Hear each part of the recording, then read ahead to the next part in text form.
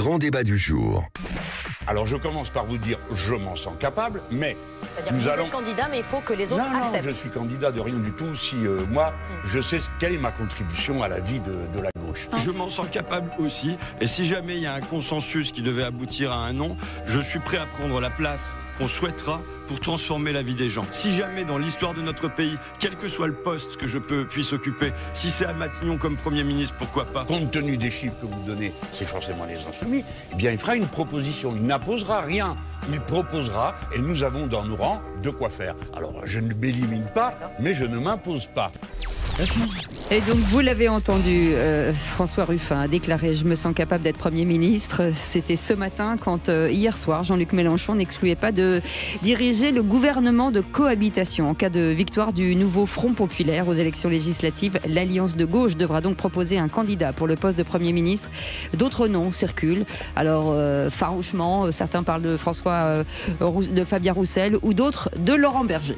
Alors parlons vrai, est-ce que Mélenchon est en pôle position puisque comme le disait notre ami Nicolas Corato, Raphaël Glucksmann a disparu et qu'il a fait le meilleur score à la présidentielle à gauche.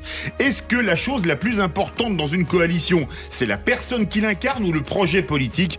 Et à cette question, qui doit être la tête d'affiche du nouveau Front populaire, vous dites Mélenchon à 19%, Glucksmann à 21%, Ruffin à 27%, et autres 33%. Vous voulez réagir? Zach attend vos appels au 0826 300 300. Et nous accueillons le très élégant, parce que regardez-le sur YouTube, très élégant. Président fondateur du think tank Place de la République, Nicolas Corato, merci d'avoir accepté notre invitation. Bon, vous connaissez le principe, Philippe Bilger. On connaît Nicolas surtout. Comment il se la raconte, lui? Il est élégant, hein. Il est beau. Hein. Et moi, je reviendrai. Hein. Si j'ai autant de compliments, et si ça peut durer après le second tour des législatives, je reviendrai. Paris tenu, Philippe Nicolas est d'une gauche délicieuse qui va me contredire avec urbanité.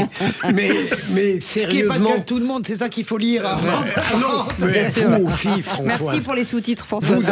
Vous avez évoqué la pléthore de premiers ministres qui se proposent d'une manière ou d'une autre. Hein. Mélenchon l'a dit élégamment hier, Ruffin à sa manière, Fabien Roussel... Glucksmann avait proposé Laurent Berger. Bientôt, on aura pourquoi pas Philippe Poutou, puisque la NPA fait partie de l'Union populaire. Oui. Mais pour rester sérieux... Oui, sois sérieux, là, parce que là... Et c'est délicieux d'avoir à parler d'une structure politique dont on est très largement... éloigné en ce qui me concerne. Je dirais que si j'étais de gauche, le plus compétent, mais il ne sera jamais appelé par Emmanuel Macron, ce serait Jean-Luc Mélenchon. C'est une évidence, mais le plus légitime, à mon avis, mais il n'acceptera jamais lui non plus, ça aurait été Raphaël Glucksmann. Françoise Degois. Oui, d'abord un mot. Qui sera peut-être Premier ministre. Non, oui. Raphaël Glucksmann.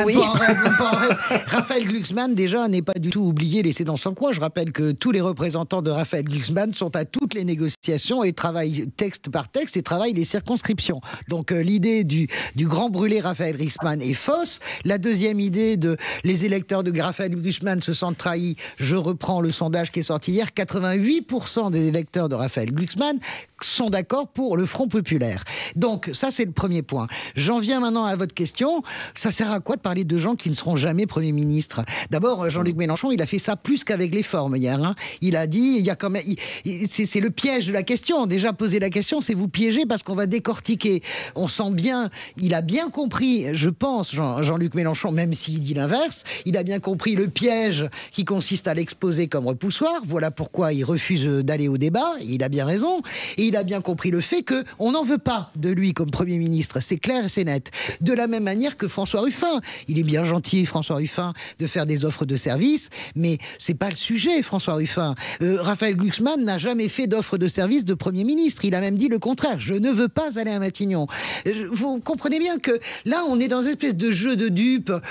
C'est normal, c'est l'argument de la Macronie. Ça va être l'argument de Bardella. Regardez les affreux extrêmes gauchistes. C'est pas ça le sujet. Et je pense que je suis pour la les 33%, je pense que le ou la première ministre qui vont sortir de ce scrutin, parce que je pense pas que ce soit les Insoumis qui soient en tête à gauche, je pense que ça sera à touche-touche avec le Parti Socialiste, ce sera forcément quelqu'un de la social-démocratie qui sera au barycentre et qui sera capable d'être accepté par les Français et capable d'être accepté, y compris par la droite, pour passer. Sinon, comment on gouverne? Vous comprenez bien? Imaginez François Ruffin avec eh bien, non mais honnêtement, moi, tout le monde c'est là que ça pêche. Tout le monde écarte par exemple Olivier Faure, mais il connaît très bien le fonctionnement de l'État. Il a été directeur de cabinet, mais mais il y a des gens dans le groupe et il y a des gens à l'extérieur. Sébastien Ménard, à qui il reste 12 secondes pour pouvoir parler. Non, pardon, c'est ma faute. Non, moi, je suis clairement, pour le coup, je suis un peu comme Philippe Bilger. Je suis consterné par cet improbable attelage qu'on nous présente depuis dimanche soir. C'est-à-dire que vous avez effectivement, et je l'ai dit sur cette antenne, Raphaël Glucksmann qui a fait une belle campagne de gauche, et c'est quelqu'un de centre droit qui le dit, une belle campagne qui a réussi à rassembler sur des idées pro-européennes, sur des idées qui sont des idées d'un social-démocrate. Elles sont là, les idées, quel est le problème? Tout ça avec Bompard, tout ça avec Rousseau, tout ça avec les luluberlus de la NPA, etc., etc. Je me dis que, honnêtement, je donne pas cher d'une gauche plurielle à la sauce salafiste. Ça a très bien marché avec Jospin en 97. C'est pas tout à fait la même chose. Bien sûr que si, vous aviez Dominique Voynet. On n'a pas eu des drapeaux palestiniens dans l'enceinte de l'hémicycle. On n'a pas eu des espèces de tarés d'agités du bulbe qui clairement sont des dangers pour la démocratie. C'est ça la réalité. Les Verts, c'était quelque chose à l'époque de Voynet. Vous avez la mémoire courte. Je dis simplement qu'aujourd'hui, on en est effectivement à peut-être envisager la candidature de l'un, la candidature de l'autre. Pour l'instant, ils n'ont pas gagné. Je rappelle quand même qu'au soir de ce scrutin européen qui est évidemment une photographie à un tour, un instantané, la France bascule très à droite. C'est ça la réalité. Nicolas Corato, après avoir entendu ça, et on se dit franchement qu'entre Glucksmann et Poutou, est-ce que la seule solution, c'est pas de parler pas de Poutou, on n'est pas obligé de faire. Mais on n'est pas obligé de Philippe Bilger l'a rappelé. Vous permettez. Est-ce que la seule solution, je vais faire des maths niveau 5e, c'est pas le PPMC, le plus petit multiple commun? Mais je crois que vous sous-estimez, à part Philippe Bilger qui a envie de rejoindre le camp du progrès, si j'ai bien compris. Je pense qu'il est en train d'y aller lentement, Nicolas. Vous sous-estimez l'influence de la gravité du moment. La gauche, elle est face à deux dangers existentiels, disparaître et voir disparaître la République. Et moi, je salue la retenue et la sérénité des responsables de toute la gauche, qui offrent d'ailleurs, pardonnez-moi de vous le dire, un spectacle bien plus digne que leurs homologues du centre macronien, des républicains de droite et de l'extrême droite, qui sont tous en train de s'entre-déchirer, alors que le moment est grave pour tout le monde, pour ceux qui veulent accéder au pouvoir, comme pour ceux qui ne veulent pas voir le Rassemblement national accéder au pouvoir. Et que ce qui marque depuis le second tour et l'annonce de cette dissolution, c'est cette retenue, ce sens des responsabilités de tous les responsables de la gauche, de Raphaël Glucksmann à Jean-Luc Mélenchon. Et que donc, et pourquoi ce sens des responsabilités? Parce que moi, je crois quand même que ce Front populaire, il est né, et souvenez-vous des images, sous une forte pression de jeunes qui étaient de manière quasiment spontanée dans la rue et qui ont demandé aux leaders de se conduire, pour une fois, à la hauteur de l'enjeu historique que présente cette élection législative.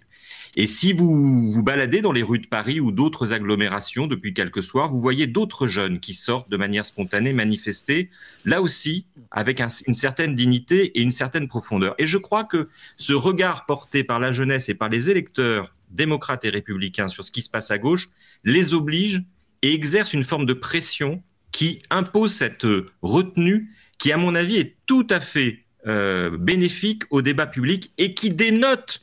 On a beaucoup dit que la gauche, c'était la pagaille à l'Assemblée nationale. Pardon, mais depuis que l'heure est grave, s'il y a un camp qui se conduit bien, c'est la gauche. Philippe Bilger. Mon cher Nicolas, je le dis, c'est une question que je pose de manière très courtoise. J'entends bien que ce qui a fait l'union, c'est le fait que l'ensemble des forces de gauche a un ennemi commun, celui qui est qualifié d'extrême droite. Mais je trouve que vous exagérez un peu, me semble-t-il, lorsque vous parlez de la tenue et de la dignité à gauche. Parce que, est-ce que vous trouvez véritablement qu'après ce qui a précédé les élections européennes au cours des semaines, il était digne de la part des forces, pour aller très vite, social-démocrates et écologiques, de se rallier aussi rapidement, sans l'ombre d'une repentance, à LFI qu'il détestait quelques semaines auparavant pour des raisons très plausibles. Est-ce qu'il n'y a pas là une totale incohérence et peut-être même une indignité? Mais que n'auriez-vous pas dit, mon cher Philippe, s'il n'avait été ni digne ni retenu, s'il n'avait pas été à la hauteur du moment historique? Parce que c'est ça le sujet. Pardon, mais moi, c'est pas nécessairement ma tasse de thé, mais je trouve que Jean-Luc Mélenchon est plus à la hauteur du moment historique que Villepéi, que M. Ciotti. Que Marion Maréchal. Je trouve que M. Glucksmann et Madame Panot sont plus à la hauteur du moment historique que M. Attal. Et je trouve que quand on voit ce qui se passe au niveau de l'extrême droite avec le clan familial qui est en train de se reconstituer et le vaudeville zémourien, franchement, tous ces gens qui ont vocation à devenir les gouvernants de ce pays ne sont pas à la hauteur de ce moment. Je constate simplement, mais c'est un constat orienté, vous le savez bien, mon cher Philippe, mais je peux m'en réjouir parce que j'ai eu peu l'occasion de me réjouir de la gauche ces derniers temps, vous avez raison. Je constate que ces responsables, enfin, sont à la hauteur d'un moment historique et que la population de gauche les regarde et les contrôle et que ça dépasse l'organisation de leur propre parti politique. Il y a une vraie pression et un vrai enjeu qui peut-être ne se retrouve pas à droite.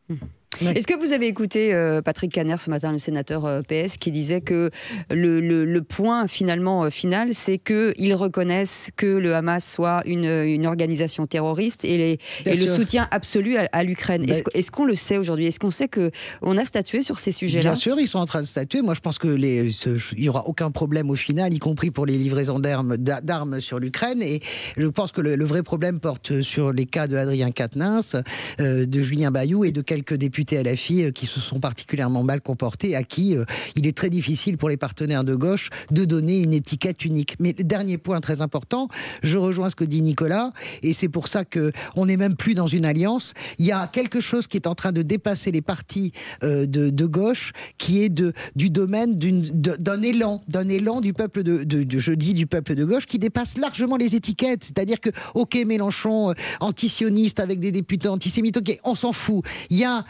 Vous n'avez pas mesuré à quel point le combat contre l'extrême droite est structurant, et c'est d'ailleurs le monsieur qui en a le plus profité depuis 7 ans, c'est Emmanuel Macron, et c'est la première fois peut-être que ça va se retourner contre lui. La gauche et l'extrême droite, c'est structurant. Fred de Bordeaux est avec nous. Bonsoir Fred. Oui. Bonsoir. Donc, j'aurais aimé revenir sur beaucoup de points, notamment sur cette espèce d'angélisme au niveau de la gauche. Oui, ils ont conscience, ceci, cela. Mais excusez-moi, je n'ai jamais entendu quelqu'un parmi vous dire il y a quelques mois que Jean-Luc Mélenchon était antisémite en fait. Bah si, Françoise de Gaulle a dit, on l'a dit. Vous délirez François le dit très souvent. Non, moi tout le temps. Alors, ça fait depuis le 7 octobre. En particulier vous, mais dans la famille politique de gauche, la gauche d'une façon générale. Bien sûr. Je suis désolé. Aujourd'hui, moi je souhaite un Mélenchon à la tête de cette union, et on va voir un chef antisémite à la tête d'une union de gauche, et je trouve que Glucksmann n'a absolument rien à faire dans cette union. C'est pas sa ligne politique. Et aujourd'hui, l'électorat de Glucksmann va aller voir notre empereur Macron. Et voilà, ainsi va la vie. On est en train de négocier des postes, on est en train de négocier mais l'essentiel est oublié. Quand vous parlez aujourd'hui de 94% des communes françaises qui ont voté majoritairement pour le Front National, 96. Vous ne traitez pas le problème. 96. Non, département. Non, commune. C'est très peu sur 36 000. 96%. Ah oui, d'accord. 94 ou 96%, je me souviens plus du chiffre, mais c'est un chiffre astronomique. Il y a le peuple. On va pas dire que 94% des municipalités sont des fachos. Arrêtons. C'est pas le problème. Attendez. Oui, pardon, mais il y a les élections législatives. Le dernier mot de Nicolas Corato pour répondre. Pour synthétiser très vite ce que disait Fred, est-ce que Glucksmann n'a pas plus sa place avec Macron qu'avec Mélenchon? Mais jamais de la vie. Nicolas. Comme le disait François, c'est pas le sujet. Qui met la République en danger aujourd'hui en dissolvant, en annonçant la dissolution de l'Assemblée nationale? C'est le président de la République. Donc Raphaël Glucksmann, il a sa place dans le camp des républicains qui veulent sauver la démocratie et qui ne jouent pas avec nos institutions. Voilà, c'est ça le débat et la parole de vérité et de responsabilité que doit mener la gauche. Aujourd'hui, le sursaut, il doit être démocratique et républicain. Et je suis content que la gauche soit à la hauteur de l'enjeu. Merci beaucoup, Nicolas. Merci, Nicolas Corato. Président fondateur du think tank Place de la République. On vous aurait bien gardé pour le qui c'est qui l'a dit, mais comme on avait peur que vous gagniez, on ne vous garde pas. Voilà.